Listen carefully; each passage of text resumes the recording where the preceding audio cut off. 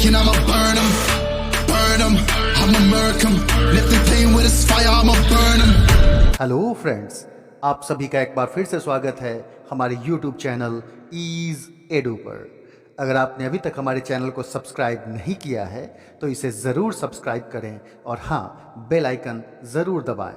दोस्तों, आज हम बात कर रहे हैं बीपीएससी के द्वारा आयोजित होने वाली प्रधान शिक्षक भर्ती परीक्षा में आने वाले कुछ इम्पॉर्टेंट क्वेश्चंस के बारे में, जहां आज हम लेकर आए हैं बीपीएससी के द्वारा आयोजित होने वाली परीक्षा के लिए डीएलएड अर्थात प्रशिक्षण से जुड़े हुए कुछ मज़ेदार इंटरेस्टिंग क्वेश्चंस जो आपकी परीक्षा के लिए बहुत ही मददगार साबित होंगे। तो हमारा पहला क्वेश्चन है, भाषा विकास के लिए सबसे संवेदनशील समय कौन सा है? इसका राइट आंसर होगा प्रारंभिक बचपन का समय। दोस्तों, भाषा विकास एक ऐसी प्रक्रिया होती है जो मानव जीवन में बहुत पहले ही शुरू हो जाती है। बच्चा जब जन्म लेता है तो बिना किसी भाषा के जन्म लेता है, लेकिन लगभग 10 महीने की आयु से ही वह अलग अलग ध्वनियाँ बोलने में सक्षम हो जाता है। अगला सवाल है, लेव वाइगोत्स्की के अनुसार संज्ञानात्मक विकास का मूल कारण क्या है? दोस्तों, इसका राइट आंसर होगा सामाजिक अन्योन्य क्रिया। दरअसल संज्ञानात्मक विकास में बालक द्वारा सूचना प्रसंस्करण, भाषा सीखना, मस्तिष्क का विकास, इन सब पहलुओं के बारे में ध्यान केंद्रित किया जाता है। हमारा अगला प्रश्न है, राष्ट्रीय पाठ्यचर्या की रूपरेखा एनसीएफ 2005 के अनुसार शिक्षक की भूमिका किस रूप में है? इसका राइट आंसर होगा सुविधादाता। जी हाँ दोस्तों, राष्ट्रीय पाठ्यचर्या की रूपरेखा, जिसे एनसीएफ अर्थात नेशनल करिकुलम फ्रेमवर्क कहा जाता है, इसके अनुसार शिक्षक एक सुविधादाता, सुगमकर्ता के रूप में अब माना जाता है। नेक्स्ट क्वेश्चन है, वाइगोत्स्की के सिद्धांत का निहितार्थ क्या है? इसका राइट आंसर होगा सहयोगात्मक समस्या समाधान। जी हाँ दोस्तों, सहयोगात्मक समस्या समाधान से शिक्षक और छात्र दोनों के लिए शिक्षण एक परस्पर संबंधित, मतलब आपस में संबंधित अनुभव माना जाता है। हमारा अगला प्रश्न है, बुद्धि लब्धि मापन के जन्मदाता कौन है? इसका राइट आंसर होगा टरमैन। वैसे तो दोस्तों, मानसिक आयु का विचार बिने के द्वारा ही शुरू कर दिया गया था, लेकिन इसी के आधार पर टरमैन ने सबसे पहले बुद्धि लब्धि के विचार को जन्म दिया और उसके लिए सूत्र भी दिया कि बुद्धि लब्धि निकालने के लिए मानसिक आयु को 100 से गुना करके वास्तविक आयु से भाग कर देते हैं। आगे बढ़ते हैं, आधुनिक मनोविज्ञान का क्या अर्थ होता है? इसका राइट आंसर होगा व्यवहार का अध्ययन। जी हाँ दोस्तों, आधुनिक मनोविज्ञान का अर्थ अब व्यवहार का अध्ययन है।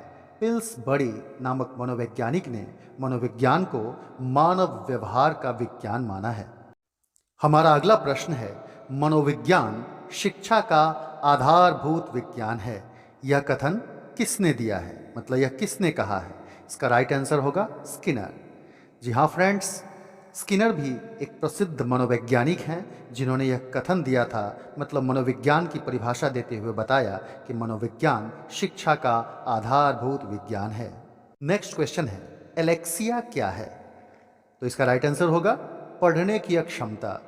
जी हाँ दोस्तों, एलेक्सिया पढ़ने की अक्षमता को कहा जाता है क्योंकि इस बीमारी में बच्चा पढ़ने में समस्या महसूस करता है क्योंकि उसे शब्द स्पष्ट रूप से दिखाई नहीं पड़ते हैं। अगला प्रश्न है, शिक्षा मनोविज्ञान की उत्पत्ति का वर्ष कौन सा माना जाता है? इसका राइट आंसर होगा 1900 ईस्वी, क्योंकि थॉर्नडाइक को शिक्षा मनोविज्ञान का जनक माना जाता है और इनकी पहली पाठ्य पुस्तक 1903 ईस्वी में प्रकाशित हुई थी। इसीलिए 1900 ईस्वी में जब इन्होंने पहली किताब लिखी थी, उसे ही शिक्षा मनोविज्ञान का उत्पत्ति वर्ष माना जाता है। हमारा नेक्स्ट क्वेश्चन है, पियाजे की औपचारिक संक्रियात्मक अवस्था किस आयु तक मानी जाती है? इसका राइट आंसर होगा 11 से 15 वर्ष। जिन पियाजे एक बड़े मनोवैज्ञानिक थे जिन्होंने 11 से 15 वर्ष तक की अवस्था को औपचारिक संक्रियात्मक अवस्था बताया, क्योंकि बच्चों में इस अवस्था में परिकल्पनात्मक चिंतन विकसित होने लगता है। अगला प्रश्न है, जड़ बुद्धि वाले की बुद्धि लब्धि कितनी होती है? इसका राइट आंसर होगा 71 से कम। जी हाँ दोस्तों, मैंने पहले ही बताया था अभी कि टरमैन को बुद्धि लब्धि का जनक माना जाता है और उन्होंने बुद्धि लब्धि का वर्गीकरण किया जिसमें 71 से कम अथवा 70 से कम बुद्धि लब्धि वालों को जड़ बुद्धि वाला कहा गया है। हमारा नेक्स्ट क्वेश्चन है, गर्भ में बालक को विकसित होने में कितने दिन लगते हैं? इसका राइट आंसर होगा 280 दिन, क्योंकि गर्भधारण से लेकर जन्म तक बालक को विकसित होने में लगभग 40 सप्ताह अथवा 280 दिन का समय लगता है। सामान्य रूप में हम लोग कह देते हैं कि 9 महीने में गर्भ में शिशु का विकास हो जाता है। अगला प्रश्न है कि नवजात शिशु का भार लगभग कितना होता है?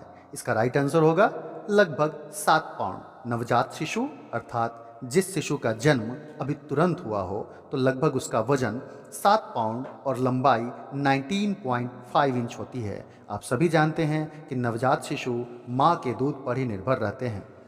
अब आगे बढ़ते हैं। अगला सवाल है, बुद्धि के बहुकारक सिद्धांत के प्रतिपादक कौन है? इसका राइट आंसर होगा थॉर्नडाइक। जी हाँ दोस्तों, थॉर्नडाइक एक बहुत बड़े मनोवैज्ञानिक थे जिन्होंने मनोविज्ञान में कई सिद्धांतों को दिया है। उन्होंने बुद्धि का बहुकारक सिद्धांत भी बताया है, क्योंकि बुद्धि में सामान्य तत्व के अलावा कुछ विशिष्ट तत्व भी होते हैं। फ्रेंड्स, प्रशिक्षण से जुड़ा हुआ एक और इम्पॉर्टेंट क्वेश्चन है ये, NCTE का पूर्ण रूप क्या होता है?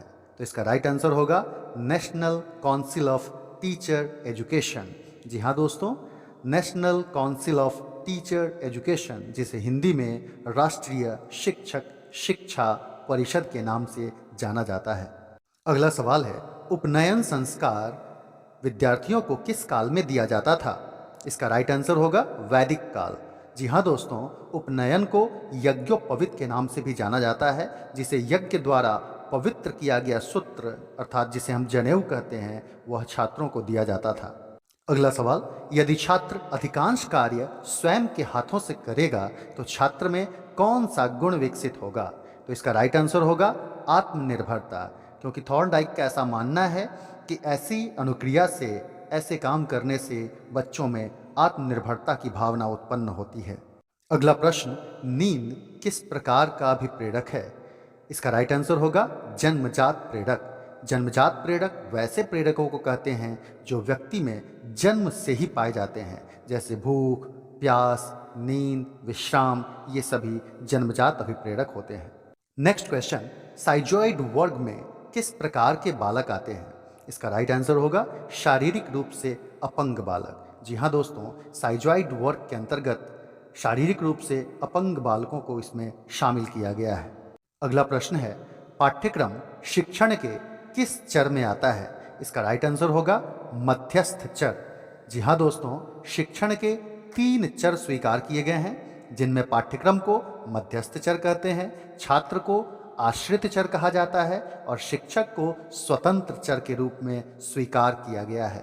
अगला सवाल, स्मिथ ने शिक्षण की त्रिध्रुवी प्रक्रिया में किसे कार्यवाहक माना है? इसका राइट आंसर होगा शिक्षक को, क्योंकि शिक्षक को स्मिथ ने कार्यवाहक, शिक्षार्थी को लक्ष्य अथवा उद्देश्य और पाठ्यक्रम को मध्यस्थ चर के रूप में माना जाता है। अगला प्रश्न है, तत्परता का नियम किसने दिया है? तो इसका राइट आंसर होगा थॉर्नडाइक। थॉर्नडाइक के तत्परता के नियम के अनुसार जब कोई व्यक्ति किसी काम को करने के लिए तैयार हो जाता है तो अगर वह काम करता है तो उसे खुशी मिलती है और काम नहीं करता है तो तनाव भी उत्पन्न हो सकता है।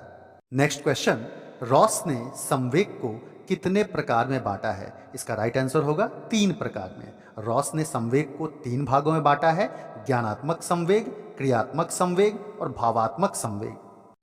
अगला सवाल है, भारत के संविधान में किसके लिए निःशुल्क अनिवार्य शिक्षा की व्यवस्था है? तो आप सभी जानते हैं भारतीय संविधान में 14 वर्ष तक के सभी बच्चों के लिए निःशुल्क और अनिवार्य शिक्षा का प्रावधान रखा गया है। हमारा आज का आखिरी सवाल, नियम से उदाहरण की ओर किस शिक्षण विधि से संबंधित है?